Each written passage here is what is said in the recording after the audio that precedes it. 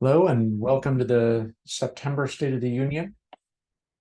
The state of our union is still, we have caging results in. This is using our Aegis processing data.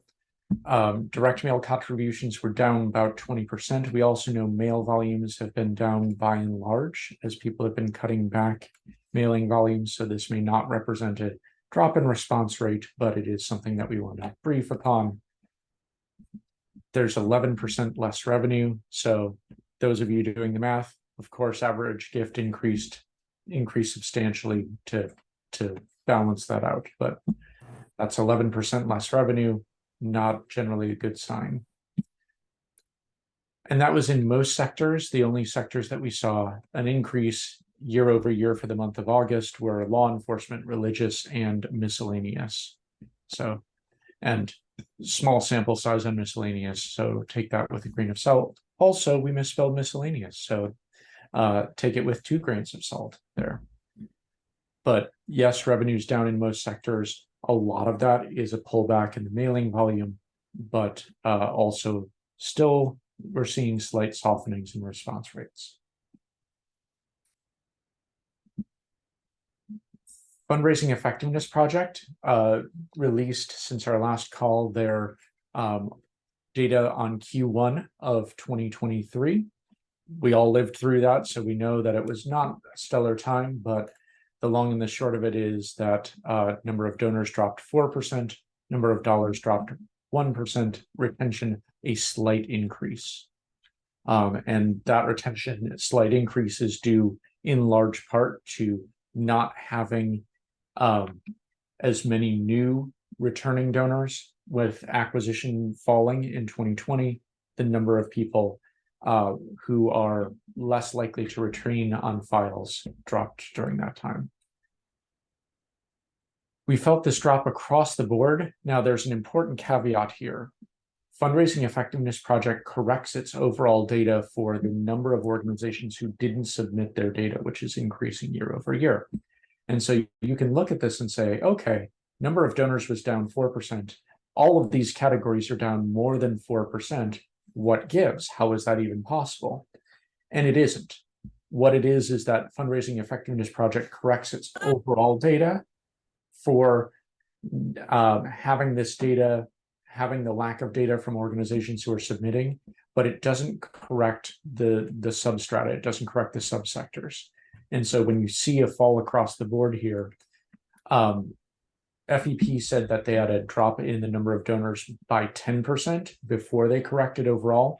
So my gut feeling is that the drop is almost exclusively among under $100 donors, and that we're actually seeing flat to increase above that realm. But I do present the data here for the sake of completeness. We're also seeing it. This is definitely very real. Challenges with new people coming in, drop in the number of new donors as people are cutting back acquisition, mailing, and a drop in the number of new retained donors as the number of 2022 donors coming in had dropped. I think the repeat retained donor slide that you see there was probably fairly flat over time.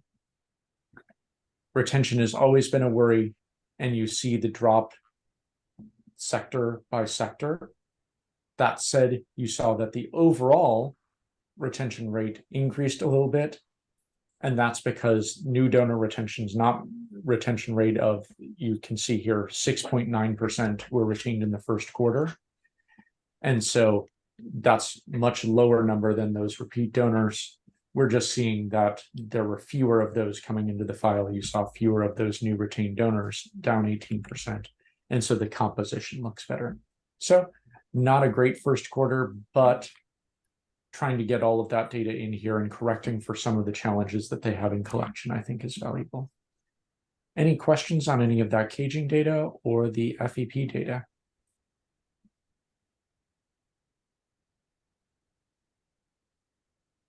Okay. We get a lot of questions about artificial intelligence and machine learning. And so an updated, it's tough to do updates monthly on on this topic as it's changing daily, but trying my best to keep up. So There are now 3 strong peer-reviewed studies that show productivity increases within the latest generation of generative AI.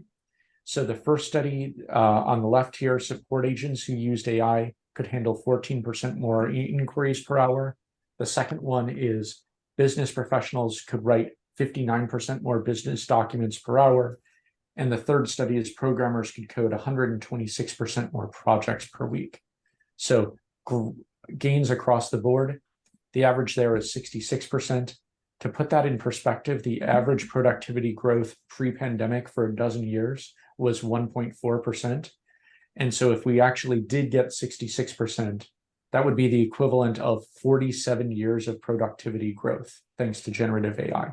Now, are we actually going to see that across the board? Probably not, especially because generative AI is spottily implemented and we're all learning about it together. These are controlled studies where they said you have to use this, here are the ways in which you will use it, that sort of thing. But it is really heartening to see that potential productivity increase. And it isn't just quantity. In all of these studies, and there was an increase in quality as well. For the customer support cases, work quality improved by 1.3% in how people responded to calls. On study 2, the average quality rating on a 7-point scale of people's writing was 4.5 with AI and 3.8 without. And so it's increasing the quality of writing as well. With that human-machine partnership, this isn't AI going off and doing its own thing alone. All 3 studies also showed that the biggest benefits were of people who are newer to a sector.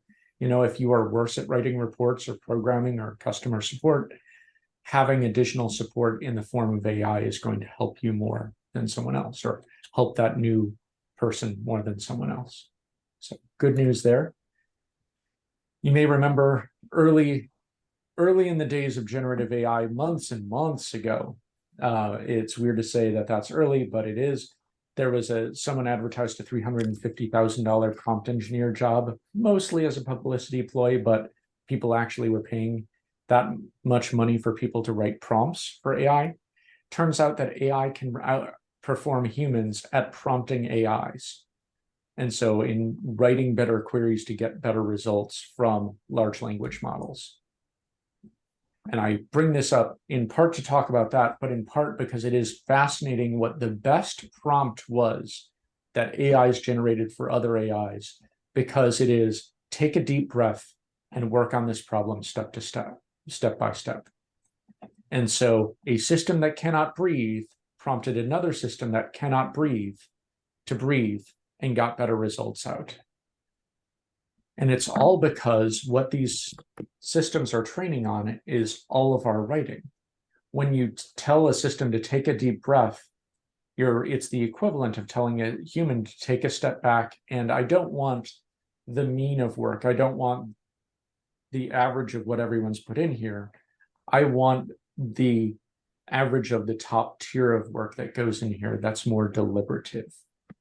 And so those of you who have been on these calls before may have heard me talk about the wizard prompt, but it's when you put your prompts into something like ChatGPT or Midjourney or things like that, you can say, you are a wizard, or you are an expert. You are the top business consultant in the world. How would you advise on this problem?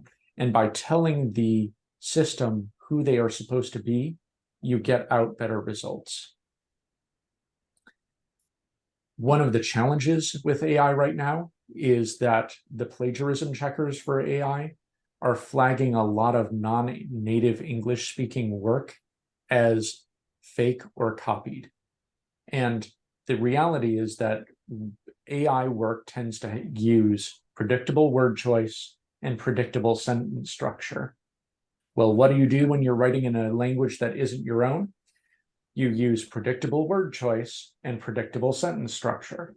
I know my very poor Duolingo Spanish, they're like, here are 3 different words for bedroom. And I'm like, I will learn this one and I will learn this one only, because the chances that I would need to distinguish among different types of bedroom in Spanish are so minuscule, and there's so much more to learn, that I'm just going to pass on that for now.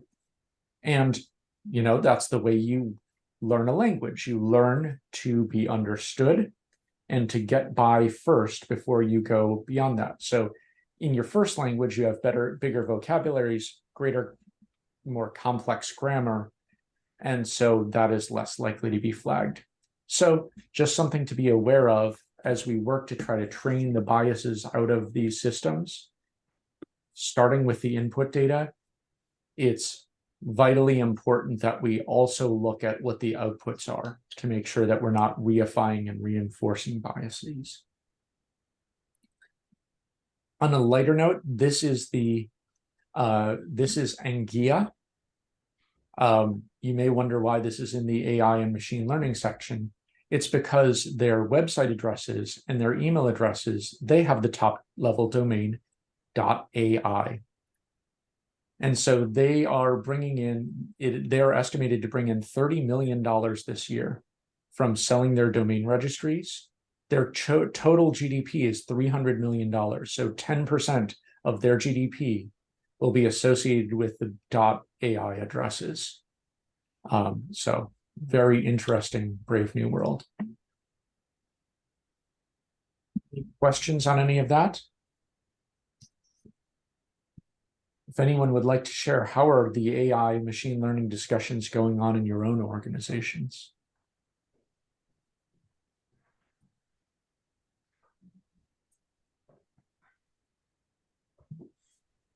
Yep, I know it may be a little bit of a private question for a call like this, but I do want to offer us up as a resource. If you want those discussions, if you want us to contribute to those discussions, I've talked with a few organizations myself about what guardrails do you want to set up, all of those sorts of things. We're happy to do that and happy to help you in whatever way we can. So our ever popular potpourri section. What you're seeing here is a picture from Shaanxi province in China. I am likely mispronouncing that, and my apologies. But this is the Great Wall of China after two people who have since been arrested used an excavator to dig a hole through the Great Wall of China. They said that they were sick of trying to go around it and wanted to have a direct path, so they dug a shortcut through the wall to reduce their travel time. So this is a section that's about 6 hours west of Beijing by drive and dates back to the Ming Dynasty of the 1300s through the 1600s that they broke down with the excavator. Told my wife about this story, and she asked if they were Mongols trying to break through the Great Wall of China. So that. One of the hot trends on TikTok right now is the 80s horror movie Zapotha. There have been over 160 hashtags, and the movie's theme song is trending. Part of what's interesting about this is the movie never existed. Didn't exist, doesn't exist. There was an influencer named, Emily Jeffrey, who was a singer, 18-year-old singer, and she encouraged her followers to go online, make it go viral by commenting on other people's posts and say things like, "You look exactly like that girl in Zapotha," and things like that. And the reason she was doing this promotion is she created a song from the soundtrack of the movie that sounds like classic 80s synth. And that song now is also trending on TikTok. So great example of the power of the crowd, how we can work with our nonprofits and our membership to say, our supportership to say, here are the things that we'd like you to do, and people can engage in that sort of thing. It's also a nod to the power of influencers. You know, we have our influencer marketing product, but it's but even homegrown systems, engaging those people who have an audience and trying to make that audience your own, trying to bridge that gap is vitally important as we see folks like Google using AI to replace links out to sites with, here's an answer to your question that you get right in the search engine. We're going to have to do more work to get people to our organizations and to make them our audiences. We have 4 webinars coming up in the next month. You can find little over a month actually. You can find all of these on wearemar.com/webinars. We have our Edge Direct division talking about how to get that mix of right audience, right message, right channel. We're talking programmatic media on the 25th. Our digital folks talking omni-channel acquisition on October the 5th, and then the future of data next year with Doug Kazmierek, our Chief Data Officer. That's actually a webinar that we did last year as well, talking about the future of data. Well attended, well responded to, and data is changing so fast that it was important to do an update there. So that's one where please come, please bring your questions, because we definitely want to be answering the things that you want to talk about. Yes, we'll have a few prepared things talking about privacy regulations and the impact of CTV and those sorts of things, but we want to answer your data questions and what's important to you. Any questions on any of that?